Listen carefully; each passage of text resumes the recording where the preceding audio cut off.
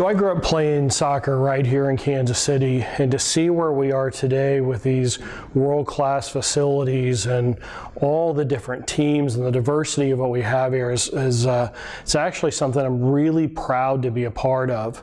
And as executive director of Heartland Soccer, to see where we were a little over 11 years ago when I first got involved with Heartland to where we are now today, as recognized as one of the largest, if not the largest league and tournament operator in the United States.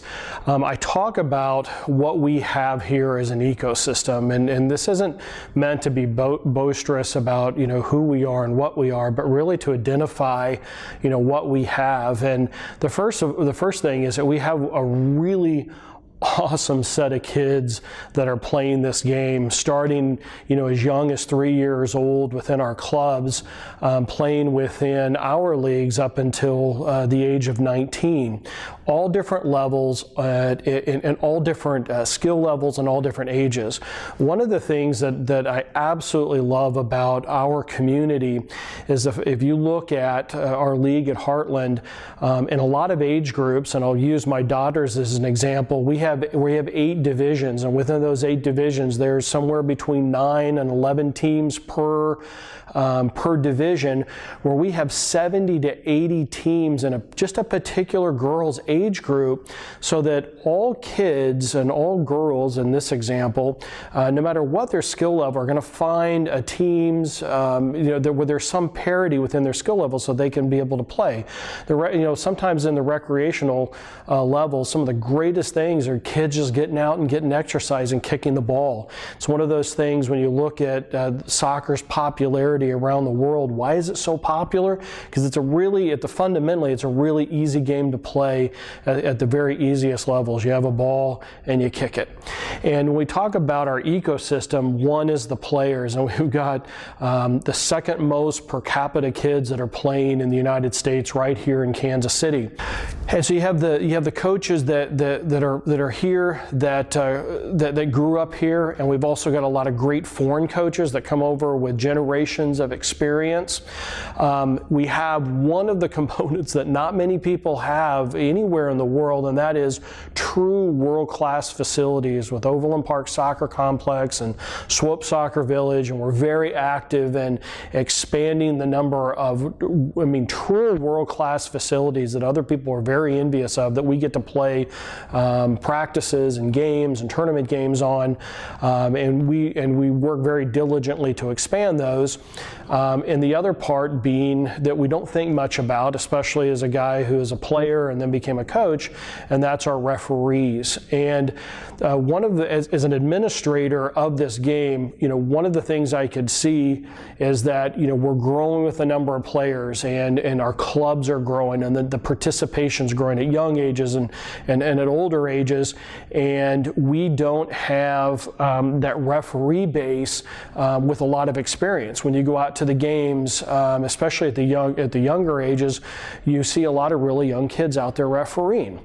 And I like to tell the story to kind of give a little bit of perspective.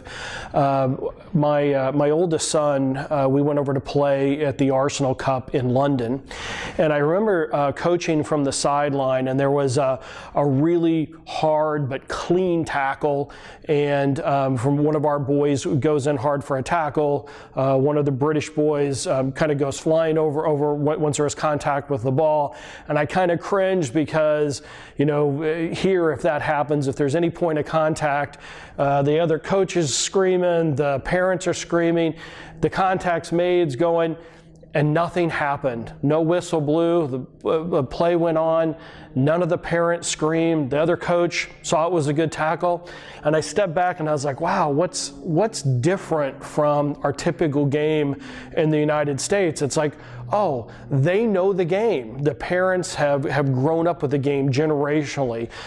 They have a lot of very experienced referees, and because they've grown up with the game, most of the parents know what that looks like, where, in contrast, we've grown up with the more traditional American games of basketball and football and baseball, and we really don't know those intricacies of the game. So that was actually a real aha moment for me, especially as, I've been a part of the same community that you are here, where we continue to have more and more kids playing the game at all different levels, and we struggle to get experienced referees out. So as being one of the older coaches and players, there's not many guys or ladies from my generation that are out there refereeing. And so now, as we've got these larger groups of players that are coming up that have played the game, it's very, very important that we now take those people and create an environment to where they actually want to referee, where they feel supported as a referee, and where they can actually excel as a referee.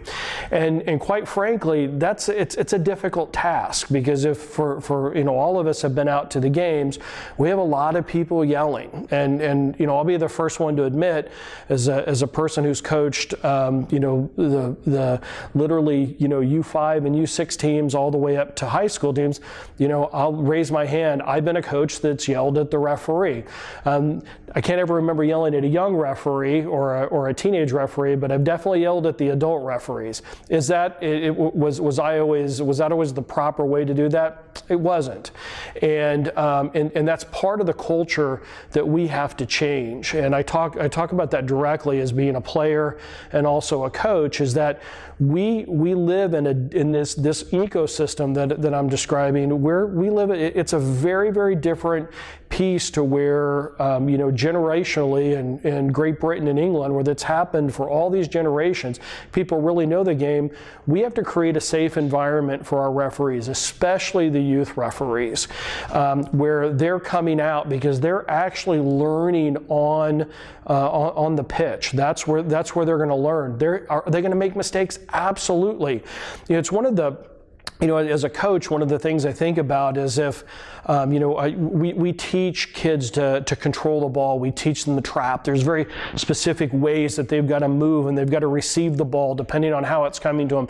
Different ways they're going to be able to strike the ball, take a shot, make a push pass. I mean, there's all these fundamentals. The same thing is true about our referees. And as you know, a lot of them started very, very young ages. So what we want to be able to do is create an environment where they can go out there and they can learn.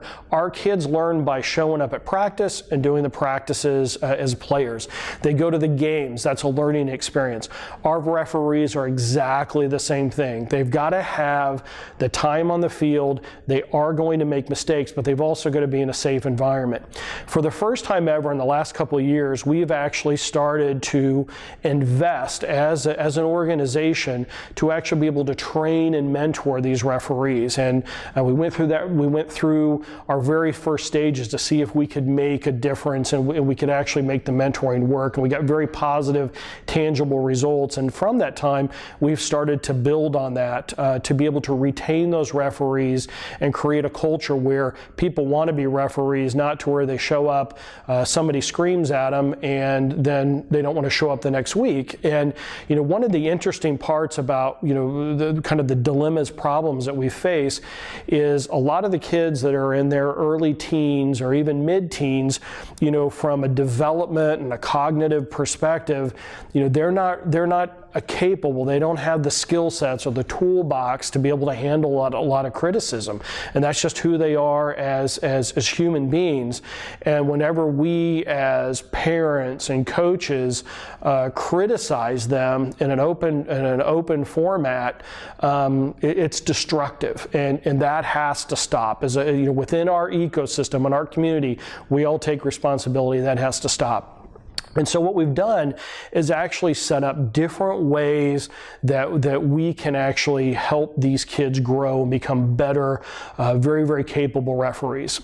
The first one is creating that culture and actually putting actual assessments in where we have mentors going out, watching their game, getting with them, talking about the things that they did well, the things they need to improve on. And we make a touch with each one of our 1,300 referees. The goal is that we work with them every single season. Some of the referees will be more than that, but the goal is to get at least one session with each one of those referees. The other piece of, talking about our proverbial ecosystem is the coach, and what role does the coach play? And the coach can play a very, very good role in this. And so what we've done is we've actually set up an evaluation system that's online. You access it through the Heartland Soccer website, and coaches can go on after the game, plug in their game information, and actually give feedback on those referees. What are things that they saw the referees doing well? What are the things that they saw that they needed improvement on?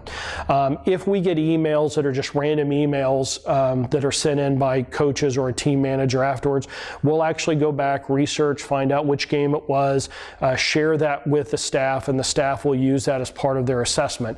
But this is actually a formalized process. So the role of the coach, our coaches, by and large are very experienced out there and understand the game and can play a huge role in the development process. And so it's really important that after each game, you go to the website while the game's fresh on your mind. And being realistic, there might be a couple things that stand out, both on the positive and the negative. That's the time to make the input. So those kind of go into the database, and then our mentors and the Referee Development Academy staff can actually go back and work and use your feedback with those actual referees. So